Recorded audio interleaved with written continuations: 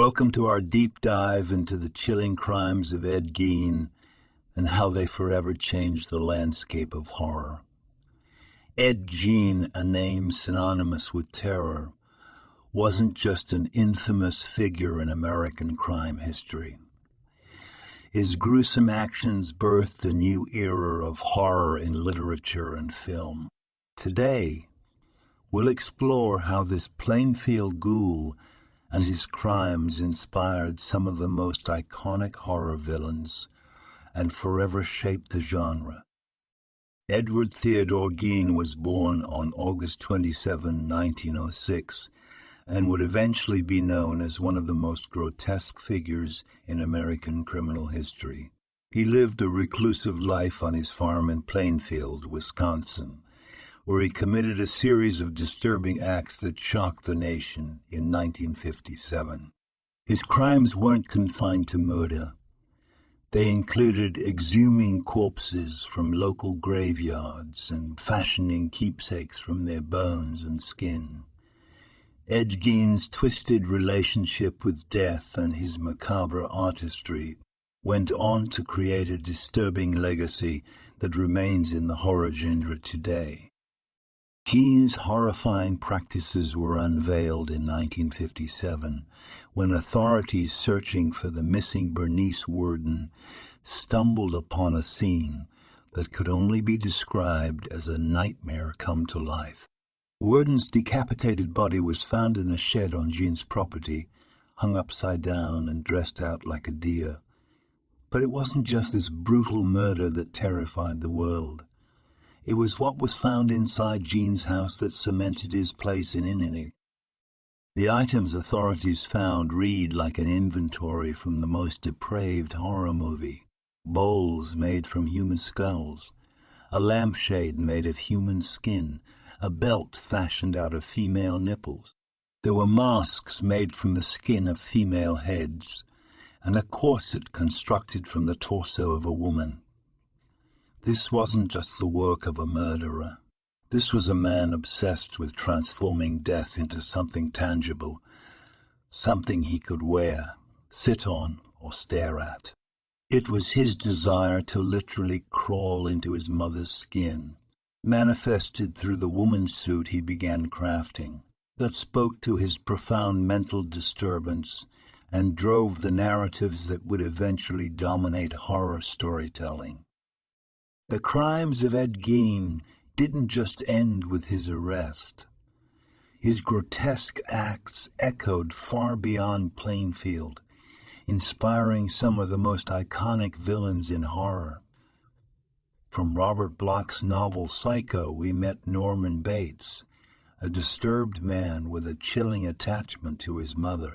Alfred Hitchcock's 1960 adaptation of Psycho would become a cornerstone of horror cinema, and Bates's twisted psyche was directly influenced by Gein's obsession with his mother. But it didn't stop there. Tobe Hooper's The Texas Chainsaw Massacre introduced audiences to Leatherface, a killer who wore masks made of human skin. A clear nod to Gein's ghastly paraphernalia. The character of Buffalo Bill in The Silence of the Lambs also took cues from Gein, with his desire to create a woman's suit by skinning his victims. These villains weren't just terrifying because of their actions. They were terrifying because of their humanity. Gein's crimes reminded people that true horror often lies not in supernatural forces or monstrous creatures, but in the dark recesses of the human mind. Writers and filmmakers used Gein's twisted actions to craft characters that were disturbingly real, tapping into our deepest fears about what lies beneath the surface of seemingly ordinary individuals.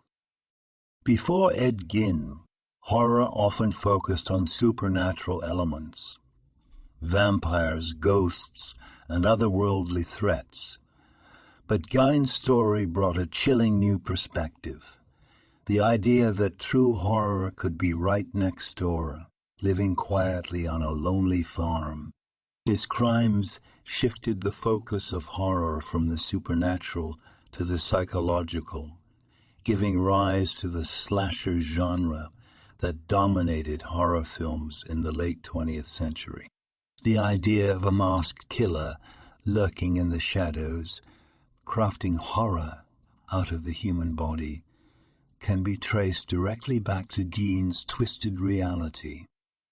Rob Zombie's House of 1,000 Corpses, the disturbing portrayal of Dr. Oliver Thredson in American Horror Story, Asylum, and countless other portrayals owe their grotesque realism to the foundation Gein laid.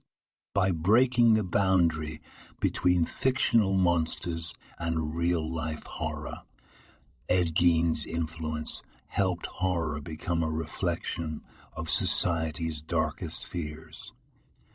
That monsters are indeed real. Ed Gein's crimes left an indelible mark, not just on his victims in the small town of Plainfield, but on an entire genre. His ghastly acts of body snatching, grave robbing, and murder became the twisted inspiration behind some of horror's most enduring icons. Gein's legacy is a reminder that the scariest monsters aren't the supernatural. They're the ones hiding in plain sight, in the quiet towns, and behind unassuming faces. If you found this exploration of horror's dark inspiration interesting, make sure to like this video and subscribe for more deep dives into the real-life crimes behind your favorite horror stories. Let us know in the comments which horror icon scares you the most.